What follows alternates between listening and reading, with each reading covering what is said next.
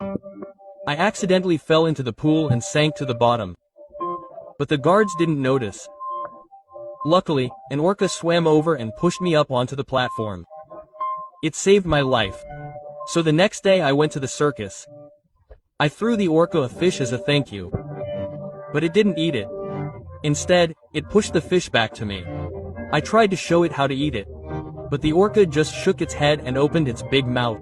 It turned out it wanted me to feed it directly from my hand. I slowly extended my arm. After swallowing the fish, the orca splashed happily. A handler saw what happened and decided to make me the orca's trainer.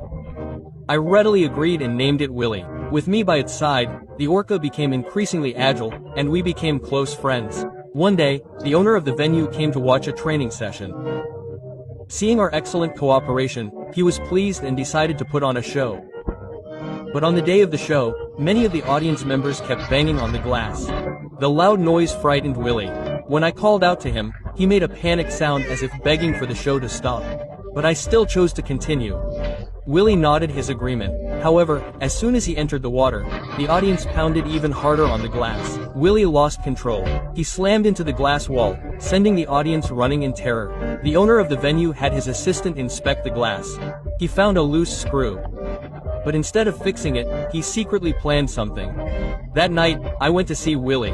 After saying goodbye, I turned to leave, but Willy shouted in one direction. I felt very confused. So I climbed the tower and saw his family waiting outside. However, suddenly sparks appeared in the pool. I rushed down and saw several people unscrewing screws. Meanwhile, water gushed from all sides. I knocked on the window of the officer's room. Someone was trying to kill the orca because if it died, the owner would get 1 million in insurance money.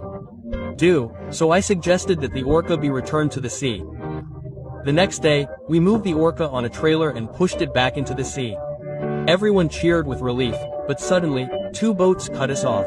They dropped a large net and trapped the orca. I ran the other way and climbed the rock wall. I signaled for it to make one last jump. Finally, the orca jumped high, just as we had practiced. I was so happy, he was finally free. Do you love animals?